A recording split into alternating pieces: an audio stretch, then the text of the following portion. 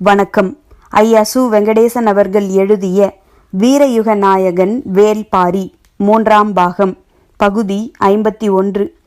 பொழுது நள்ளிரவை கடந்தது. துறைமுகம் மிக பரபரப்பாயிருந்தது. யவனர்களின் கோட்டையிலிருந்து எழும்பிய இசைக்கருவிகளின் ஓசை திசையெங்கும் எதிரொலித்து கொண்டிருந்தது. விருந்தின் கூச்சல் கோட்டை சுவர் தாண்டி வெளியெங்கும் வழிந்தது. உச்சத்தை அடைந்த யவனர்களின் இசையோசை முடிந்ததும் கூத்துப்பறையின் ஓசை தொடங்கியது.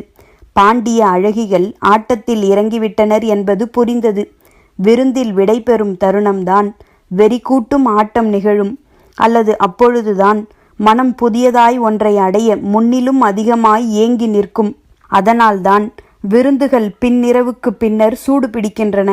இரவும் இசையும் மதுவும் ஒற்றை கோட்டில் வடம் பிடித்து நிற்க ஆண்களும் பெண்களும் வௌவாலென அதை பற்றி தொங்கிக் கொண்டிருக்கின்றனர்.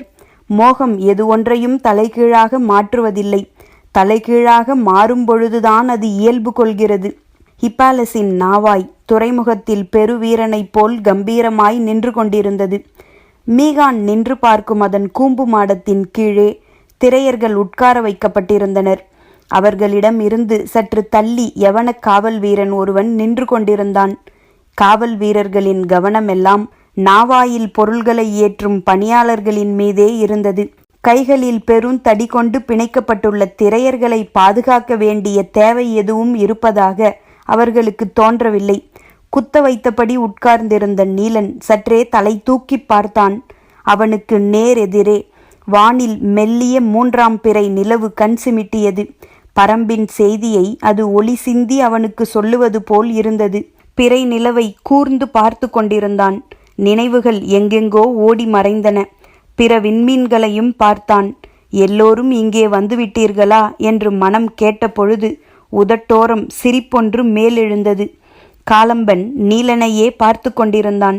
3ஆம் பிறை நிலவை பார்த்தபடி எழுந்தான் நீலன். காவல் வீரர்கள் வெகு தொலைவில் பொருள்கள் ஏற்றப்படுவதையே பார்த்து கொண்டிருந்தனர்.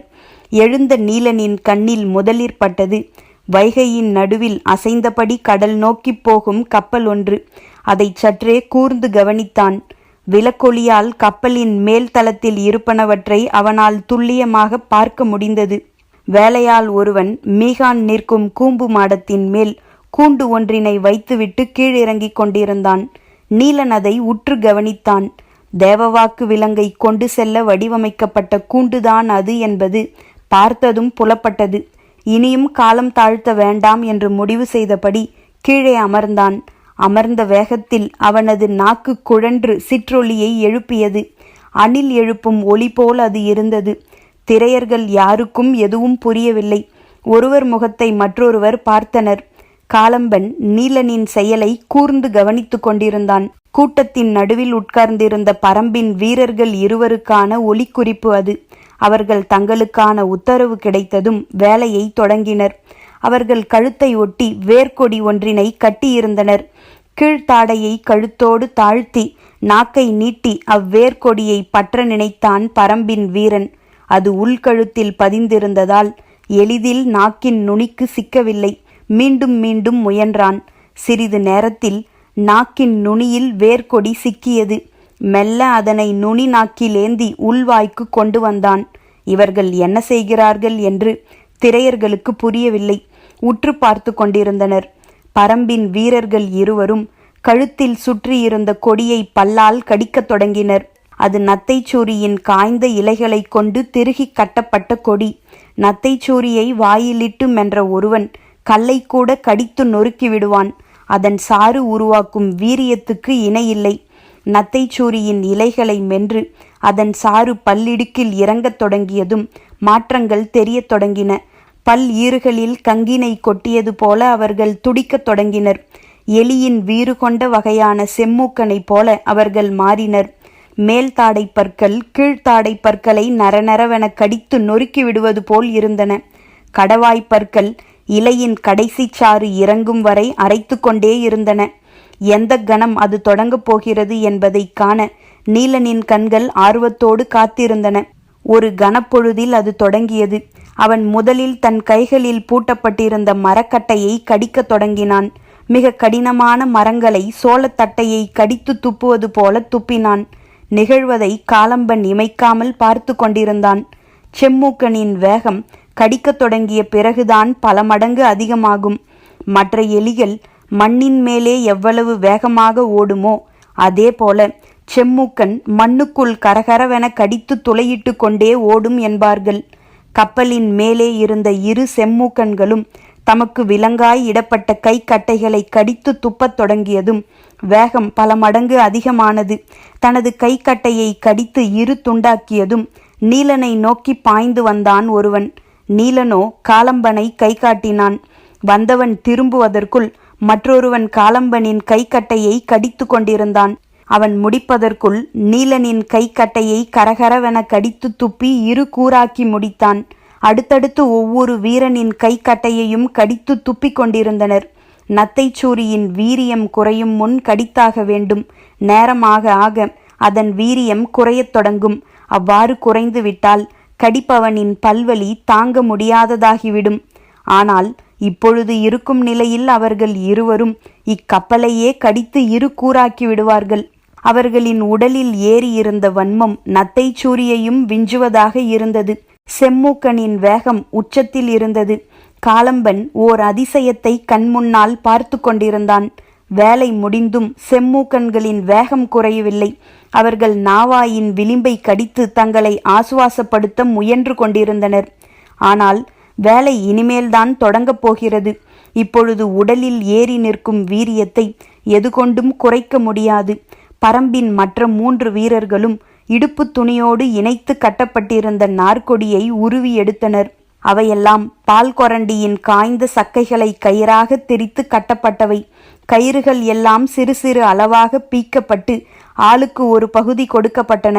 ஒருவன் அருகில் இருந்த விளக்கில் ஒரு கொடியை பற்ற வைத்தான். தீப்பற்றி பிடித்ததும் எல்லோர் கைப்பிடிக்கும் நெருப்பு பரவியது. நாவாயின் விளிம்பு கட்டையை தாண்டி 20 பேரும் நீருக்குள் குதித்த பொழுது எல்லோரின் கையிலும் பற்றி எரியும் பால் கொரண்டி இருந்தது. பொருள்கள் ஏற்றப்படுவதிலேயே கவனம் கொண்டிருந்த காவல் வீரர்கள் ஓசை கேட்டு திரும்பினர். கை கட்டையோடு நீரிலே குதிக்கும் அடிமைகளை நினைத்து பரிதாபத்தோடு எட்டி பார்க்க வந்தனர். குதிக்கும் பொழுது கையில் இருந்த பால் கொரண்டியை விட்டுவிட்டு நீரில் மூழ்கியவர்கள் மீண்டும் எழுந்த பொழுது எரிந்தபடி மிதந்து கொண்டிருந்த பால் கொரண்டியை கையில் ஏந்தினர். மற்ற 3 பரம்பு வீரர்களும் கழுத்தில் இருந்த தாயத்தை பீத்தெடுத்து வாயில் போட்டு மென்றனர். தாயத்துக்குள் இருந்தவையெல்லாம் பொறித்துகள்கள். நன்றாக மென்றபின் பால் கொரண்டியில் எரியும் நெருப்போடு சேர்த்து மூச்சிழுத்து பொறித்துகளை நாவாய்களின் மீது உமிழ்ந்தனர். பொறித்துகளில் நெருப்பு பட்டால் போதும், அது ஒரு பொழுதும் அணையாது. கங்குகளை உருக்கி வைத்துள்ள மணல் துகள்கள் போன்றவையவை. அது நெருப்பை எளிதில் அணைய விடாது, கனன்று கொண்டே இருக்கும். நீரில் மிதந்து ஊறிய கட்டைகள் முழுமையும் பற்றி பரவும் வரை கூட பொறித்துகளின் தழல் அணையாது. ஒருவன் மாற்றி ஒருவன் ஊதி தள்ள பால் கொரண்டியின் நெருப்பு களம்தோறும் பற்ற நீரில் ஊறி கிடக்கும் அடிமரங்களை தீயின் நாவுகள் தேடித் துழாவின. வைகையில் மிதந்த இளங்காற்று துழாவும் தழலுக்கு தோள் கொடுத்து உள்நுழைத்தது. எல்லா கலங்களின் பின்புற அடிவாரங்களிலும் தீ வைக்கும் பணி படு வேகமாக நடந்து கொண்டிருந்தது. கொண்டாட்டங்களின் பேரிரைச்சலும் வேலைகளின் மும்முரமுமாக துறைமுகம் ஆட்களின் நெரிசல் தாழாமல் இருந்த பொழுது கலங்களின் பின்புற அடிவாரங்களை கங்குகள் பற்றி மேலேற பொறித்துகள்கள் வழி செய்து கொண்டிருந்தன. கடல் காற்று வைகை ஆற்றோடு உள் நுழைந்து வீசி சென்ற பொழுது கலங்களின் உள்கட்டைகளில் தீயின் வேர்கள் ஆழப்பதிய தொடங்கின. பெரியது சிறியது, யவனர்களுடையது, தமிழ் வணிகர்களுடையது என எந்த வேறுபாட்டுக்கும் இடமில்லை. எல்லாவற்றின் அடிக்கட்டைகளையும் பால் கொரண்டிகள் முத்தமிட்டு தழுவிச் சென்றன. இழுத்தணைத்து முத்தம் மட்டும் இட்டுவிட்டு மீள முடிவதில்லை. மீள முடியாத காமம் உள்வாங்கி இழுத்து கொண்டிருந்தது. இன்றிரவு கப்பல் ஏறினால் கரை காண மாதங்கள் பல ஆகும். எனவே யவன கடலோடிகள் முழு விசையோடு இரவு முழுவதும் இயங்கினர். பாண்டிய நாட்டு அழகிகள் ஆடும் இருமுகப்பறையின் அதிர்வாட்டத்தை பார்க்க வாய்ப்பது எளிதல்ல. ஒரு கட்டத்தில் முசுகுந்தரே மயங்கி கிறங்கி களம் புகுந்தார். மகிழ்ச்சியை வேரோடு பீத்தெடுக்கும் வெறிகொண்டு நிகழ்ந்தது விருந்து. விருந்தென்பது இசையும் ஒளியும் வண்ணமும் மட்டும் கொண்டதன்று. இவை எல்லாவற்றையும் மகிழ்ந்து ரசிக்க முடியாத மயக்கமும் கொண்டது. 2 மாதங்களுக்கு மேலாக நடந்து முடிந்த பேரரசின் மணவிழாவின் நிறைவை இவ்வளவு சிறப்பாக உலகில் வேறு யாரும் கொண்டாட முடியுமா என்ற ஐயம் இப்பாலசுக்கே உருவானது. அதற்கு காரணம், கோட்டைக்குள்ளிருந்த வெளிச்சத்தையும் ஓசையையும் விட கோட்டைக்கு வெளியே அதிக வெளிச்சமும் ஓசையுமாக அவ்விரவு இருந்தது. வியப்பு எல்லையற்றதானது. நிலை கொள்ள முடியாமல் தள்ளாடி கொண்டிருக்கும் தங்கள் தலைவர்களிடம் செய்தியை சொல்ல வீரர்கள் அஞ்சினர். கோட்டை கதவினை முழுமையாக திறந்துவிட்ட பொழுதுதான் நிலைமையின் விபரீதம் புரியத் தொடங்கியது. கேட்கும் ஓசைக்குள் கதரும் குரல் மேலெழுந்தது. இப்பாலசின் கண்ணீர் பட்ட வெளிச்சத்துக்கு காரணம், இணையில்லாத உயரங்கொண்ட அவனது கப்பலின் பாய்மரம் சுழன்று எரிந்ததுதான். ஏறிய மயக்கம் கனப்பொழுதில் கீழ் இறங்கியது. பேரதிர்ச்சி கொண்டு துறைமுக மேடையை நோக்கி ஓடினான் இப்பாலஸ். அப்பொழுதும் நிலைமையின் விபரீதம் முசுகுந்தருக்கு புரியவில்லை. தேரலின் மயக்கம் எளிதில் மீள விடாது. அதையும் மீறி இப்பாலஸ் மீண்டதற்கு காரணம், எரிந்து கொண்டிருந்தது கப்பல் அன்று, அவனது இன்னோர் உயிர். எங்கும் கூக்குரல் மேலெழுந்தது. உள்ளும் புறமுமாக வீரர்கள் பதைபதைக்க ஓடினர். துறைமுகத்தின் மேடை பகுதியை நெருங்க முடியாதபடி தீயின் சுடர் வாரி சுழற்றி கொண்டிருந்தது. எல்லா நாவாய்களிலும் முழு அளவு பொருள்கள் ஏற்றப்பட்டு விட்டதால் நெருப்பு இணை சொல்ல முடியாத வீச்சோடு மேலேறி படர்ந்தது. கடல் காற்றில் பற்றிய பாய்மரம் நெருப்போடு அசைந்தாடியது. ஒன்றினை தொட்டு ஒன்றாக கிழக்கிலிருந்து மேற்கு வரை எல்லா களங்களிலும் தீப்பற்றி பரவியது. பெரும் மரத்தின் அடிவாரத்தில் கரையான் புற்று செந்நிற சிறு கோடு போல பற்றி மேலேறுமே, அப்படித்தான் களங்களின் அடிவாரத்தில் இருந்து ஏதோ ஒரு முனையில் தீயின் நாவுகள் மேலேறி கொண்டிருந்தன. மேல் தளத்துக்கு அவை வந்து சேர்ந்ததும் காற்றோடு போட்டியிட்டு புரண்டு எழுந்தன. மேல் தளமெங்கும் பெருவட கயிறுகள் கிடப்பதால் தீயின் அடர் வேகம் வலிமை கொண்டு உள்ளிறங்கியது. களங்களின் ஓரப்பகுதியில் கீழிருந்து மேல் நோக்கி வந்த தீ இப்பொழுது மையப்பகுதியில் மேலிருந்து கீழே செல்லத் தொடங்கியது. தீ சுழலத் தொடங்கியது. மண்ணுக்குள் நீர் இருப்பது போல மரத்துக்குள் தீ இருக்கும். மரம் தீயாய் மாறும் ஆவேசம் அளவிட முடியாதது. அது காலகாலமாக அடக்கி வைக்கப்பட்ட ஒன்றின் வெளிப்பாடு. அளவிட முடியாத சீற்றத்துடனே இருக்கும். ஹிப்பாலஸ் தன் கண் முன்னால் தனது நாவாய் பற்றி எறிவதை பார்த்தபடி நின்றிருந்தான். யவன வீரர்கள் தங்கள் தளபதியின் நாவாயையாவது காப்பாற்றிவிடலாம் என பெருமுயற்சி செய்தார்கள். எதுவும் நடக்கவில்லை. களங்களை நெருங்க முடியாமல் தவித்தவர்களுக்கு நேரம் செல்ல செல்ல கரையையே நெருங்க முடியாத நிலை ஏற்பட்டது. மேல் மரங்கள் வெடிக்கத் தொடங்கின.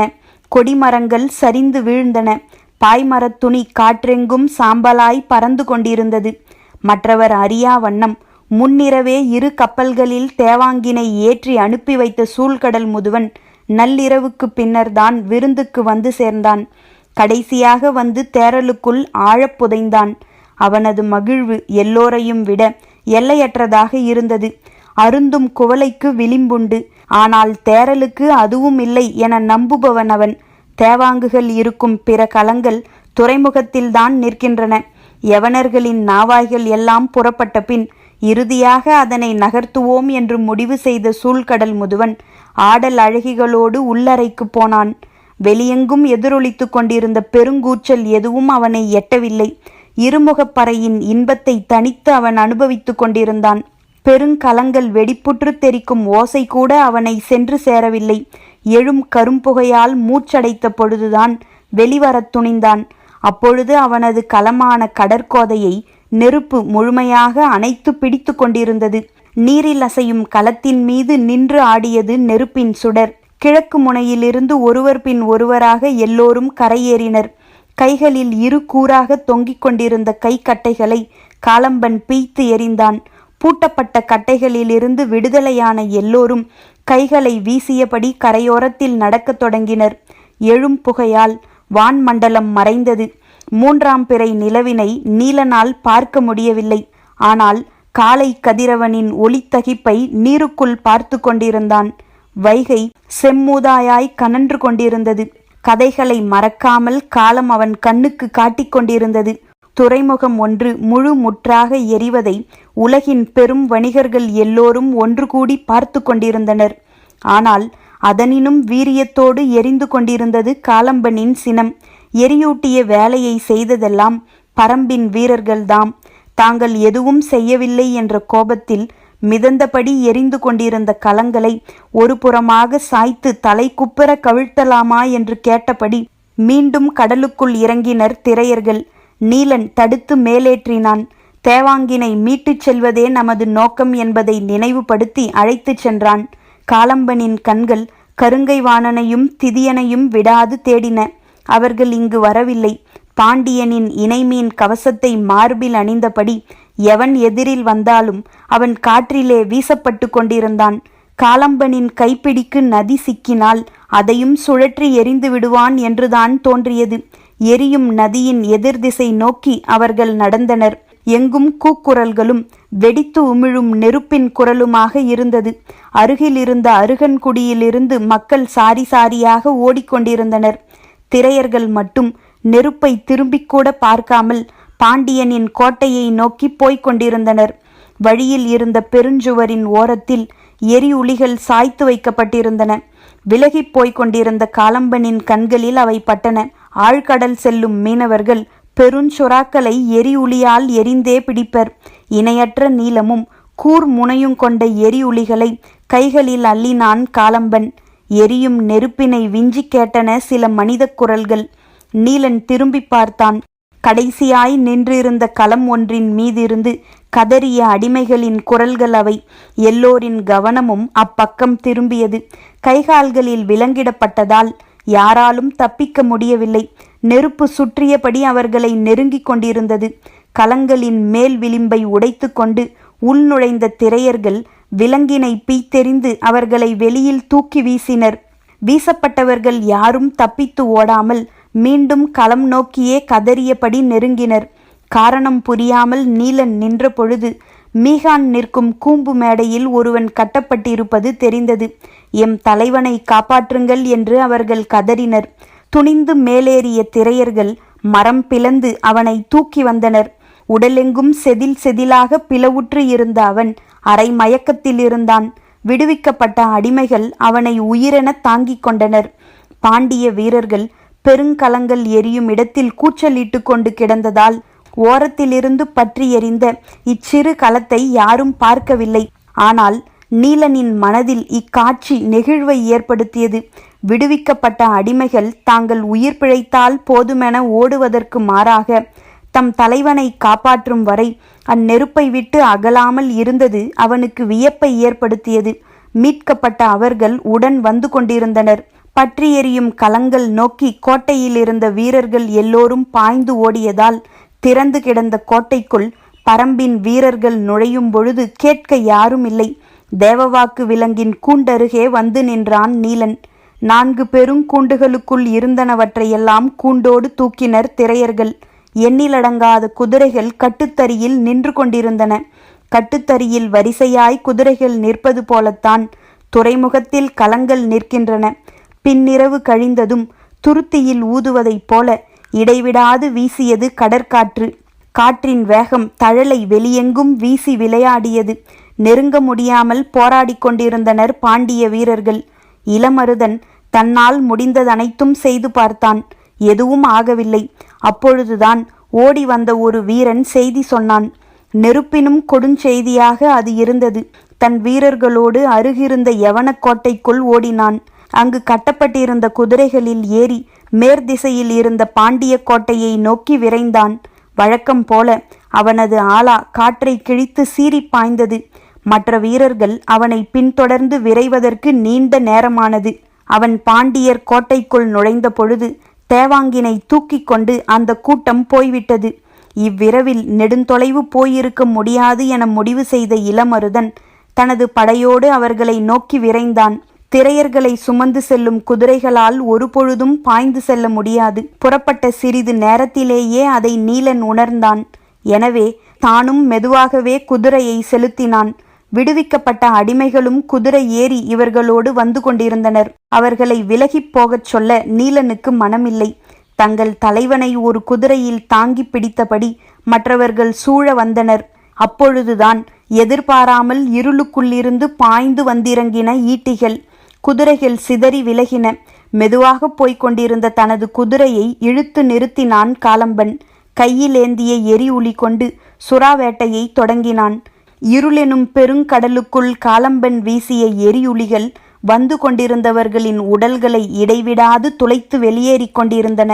தாக்குதலின் கூக்குரலுக்கு நடுவே தங்கள் தலைவனை பாதுகாப்பாய் கொண்டு செல்வதிலேயே கவனமாயிருந்தனர் மீட்கப்பட்ட அடிமைகள். வேகமற்று நடக்கும் திரையர்களின் குதிரைகளை இடைவிடாது வந்து சூழ்ந்த வண்ணம் இருந்தனர் பாண்டிய வீரர்கள். எந்த ஓர் ஆயுதத்தையும் விட மிக நீளமானவை எரியுளிகள். எனவே புழுக்களை கோத்து தூக்கும் கீற்றோலை போல அது மனித உடல்களை கோத்தெடுத்து கொண்டிருந்தது. இச்சிறு படையை அழிக்க தன் வீரன் ஒருவனே போதும் என காலம்பன் நினைத்த பொழுதுதான் சற்றும் எதிர்பாராதது நடந்தது. முன்னால் போய்க் கொண்டிருந்த நீலனை மறிக்க மின்னல் வேகத்தில் ஒரு குதிரை பாய்ந்து சென்றது. காலம்பன் அதை நோக்கி விரைந்து செல்ல குதிரையை இயக்கி பார்த்தான். ஆனால் இவனது குதிரையின் வேகம் கூடவில்லை. கண்ணிமைக்கும் நேரத்தில் பாய்ந்து சென்றது ஆலா. உருவிய வாளோடு இளமருதன் முன்னால் விரைந்ததற்கு காரணம் நீலனின் முதுகில் கட்டப்பட்டிருந்த தேவாங்கின் கூடை. எக்காரணம் கொண்டும் அதனை எடுத்து செல்ல அனுமதிக்க கூடாது என்று வெறிகொண்டு தாக்கினான் இளமருதன். ஆலா பாய்ந்து சென்ற வேகம் காலம்பனை சற்றே உலுக்கியது. நீலனை நோக்கி விரைந்து செல்ல துடித்தான். இருளுக்குள் நிகழும் மோதலில் உருவங்கள் புலப்படவில்லை. எனவே எரியுளியை வீசி எறிய முடியாத நிலை.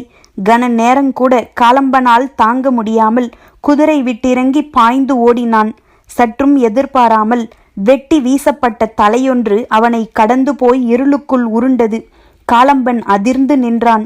இருளுக்குள்ளிருந்து சீறி வெளியேறியது ஆலா. ஆலாவின் முதுகில் அமர்ந்திருந்தான் நீலன். பரம்பின் குரல் ஒலிக்கும்.